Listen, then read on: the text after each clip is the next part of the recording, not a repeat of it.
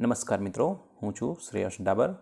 આજના વિડીયોમાં આપણે ખૂબ જ મહત્ત્વની જે આપણે 2021ની અંદર જ્યારે એઈટાટ એટલે કે assistant education inspector aptitude test માટેનું જે નોટિફિકેશન બહાર પડ્યું ત્યારે આપણે વિડીયો બનાવ્યો હતો કે આ પરીક્ષા આવવાની છે। તો 4 વર્ષ પછી એનું નોટિફિકેશન બહાર પડી ચૂક્યું છે।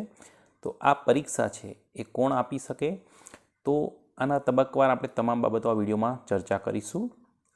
કોણ આપી શકે અને એમાં કઈ રીતે 2 વિભાગમાં એની પરીક્ષાઓ લેવાશે, સ્ક્રીનિંગ ટેસ્ટ અને ત્યાર પછી મેન્સ, અને ત્યાર પછી એમાં કોણ આપી શકે છે, કેટલો અનુભવ જોઈએ, એ તમામ બાબતો આપણે આ વિડીયોની અંદર જોઈશું।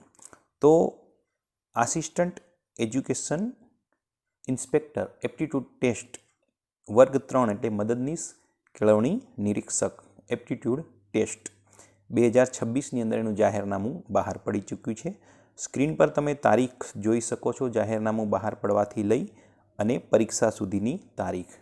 એટલે ખાસ કરીને આપણે જોવાનું છે લાયકાતની વિગતો, અનુભવ કેટલો જોઈએ અને કોણ આ પરીક્ષાઓ આપી શકે છે। તો લાયકાતની અંદર જે આપણે સ્નાતક અને બીએડ અને પીટીસી આ તમામ લોકો આ પરીક્ષા આપી શકે છે। પણ કોણ? તો અનુભવ કયો? અનુભવ 5 વર્ષનો જોઈશે। એમાં તમે શિક્ષક તરીકેનો તમારો અનુભવ પણ ચાલશે, એટલે પ્રાથમિક શિક્ષકો પણ આ પરીક્ષા આપી શકે છે। અમુક પરીક્ષાઓની અંદર પ્રાથમિક શાળામાંથી માત્ર એચટાટ મિત્રો આપી શકતા હોય છે, પરંતુ આની અંદર આ સીધી ભરતીની પરીક્ષા છે। આગળ એક પરીક્ષા આવી એમાં જે હતી એ બઢતી માટેની, એમાં મુખ્ય શિક્ષક એટલે કે એચટાટ મિત્રો જ આપી શક્યા હતા, પરંતુ હવે તમામ માટે આ પરીક્ષા આવી છે। તો આ બંનેમાં એટલો ફેર છે।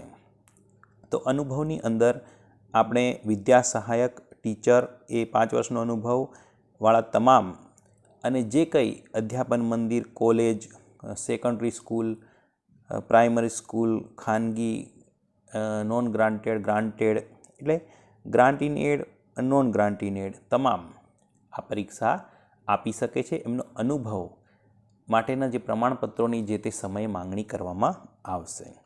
અને ખાસ કરીને અનુભવની અંદર એ ડાયઝની અંદર તમારું નામ ખાસ કરીને માંગતા હોય છે, એટલે ખાનગીવાળા મિત્રો આ ધ્યાન રાખશે। વયમર્યાદાની અંદર 42 વર્ષની વયમર્યાદા છે, અને જે અગાઉથી સરકારી નોકરી કરી રહ્યા છે એમના માટે એ, અને એસટી એસસી માટે છૂટછાટ છે। અને જે મતલબ એસટી એસસી અને જે કંઈ જાતિ પ્રમાણે જે તે છૂટછાટ મળે એ એમને મળશે। કસોટીનું આપણે માળખું જોઈ લઈએ તો એ 2 ક્રમિક તબક્કામાં પરીક્ષા લેવામાં આવશે। પ્રિલિમિનરી જે ઓબ્જેક્ટિવ ટાઈપ અને મેન્સ એમ 2 પ્રકારનું છે। હવે આપણે સ્ક્રીન પર તમે જુઓ તો પ્રાથમિક પરીક્ષા જે છે એ 2 વિભાગમાં રહેશે। એમાં વિભાગ 1માં 50 પ્રશ્નો 50 ગુણ, અને વિભાગ 2માં 150 પ્રશ્નો 150 ગુણના રહેશે। કુલ 200 પ્રશ્નો થાય, અને સળંગ આ પરીક્ષાનો સમયગાળો 120 મિનિટ એટલે 2 કલાકનો રહેશે। આ કસોટી બહુ વિકલ્પ સ્વરૂપની છે, એટલે કે OMR આધારિત રહેશે। આ કસોટીના બંને વિભાગમાં સળંગ એક જ પ્રશ્નપત્ર રહેશે, અને દરેકનો 1 ગુણ રહેશે, 4 વિકલ્પ હશે, અને દરેક જવાબ દીઠ 0.25 માઇનસ માર્ક રહેવાના છે। એટલે આ જે આપણે વાત કરી પ્રાથમિક કસોટી એ સ્ક્રીનિંગ માટેની છે, એટલે તમામ મિત્રો આ પરીક્ષા આપી શકશે। અને ત્યાર પછી આના અંદરથી સ્ક્રીનિંગ થશે, અને જે મેરિટમાં આવે છે એટલે કે જેટલી જગ્યા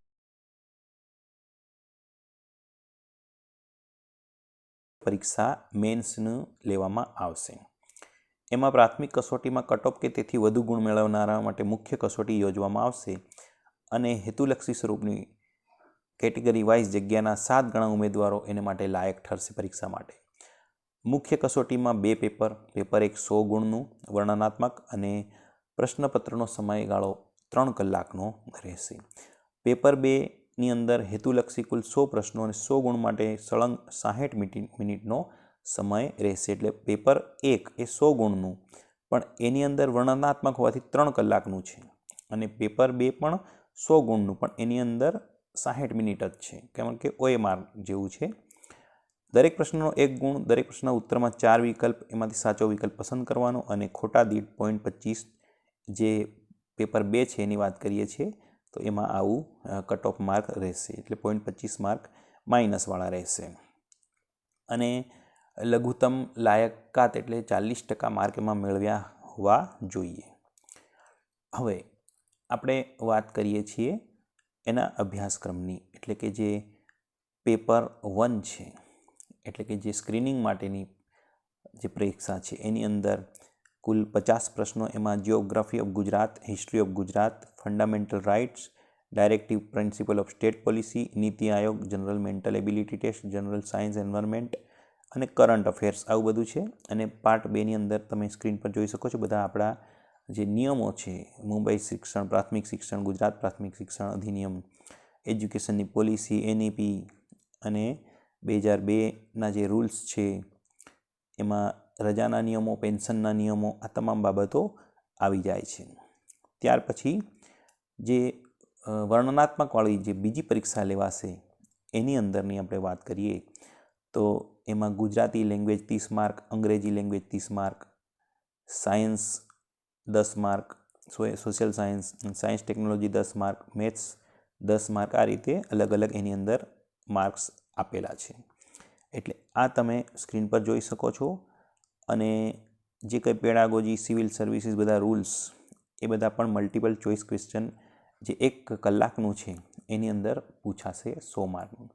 એટલે પરીક્ષા 2, એક તો પ્રથમ કસોટી જે સ્ક્રીનિંગ છે ત્યારે એમાં પાસ થાવ, પછી બીજી કસોટી. 208 કુલ જગ્યાઓ છે. આ જગ્યા ઉપર જે મૂકવામાં આવે છે એ તાલુકા પ્રાથમિક શિક્ષણાધિકારીના હાથની છે. જે તાલુકા દીઠ 2 જગ્યાઓ કે જે તે જેટલી જગ્યાઓ હોય છે તેમાં કામ કરવાનું હોય છે. અને જ્યાં તાલુકા પ્રાથમિક શિક્ષણાધિકારી ન હોય તો ત્યાં તમને એમનો ચાર્જ પણ આપવામાં આવતો હોય છે. એટલે આ રીતે આ ખૂબ જ મહત્ત્વની જે મદદનીશ કેળવણી નિરીક્ષક તરીકેની પરીક્ષા છે એની અંદર આપણે જોઈ શકો છો એની ફીની વિગતો.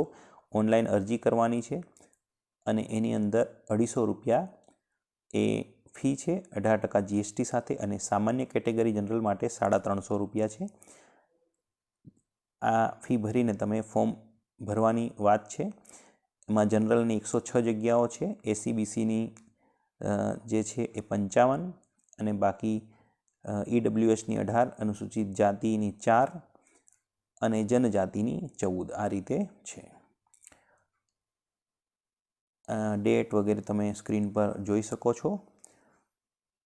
અનુભવની પણ આપણે વાત કરી, શૈક્ષણિક લાયકાત, વય મર્યાદા, તમામ બાબતો તમે જોઈ શકો છો. આના માટેનો ડિટેલ વિડીયો પણ મેં એક 4 વર્ષ પહેલાં બનાવેલો છે, એમાં તમે સમજી શકશો તમામ બાબતો. તો આજનો આ વિડીયો આપણે પૂર્ણ કરીએ. Thank you very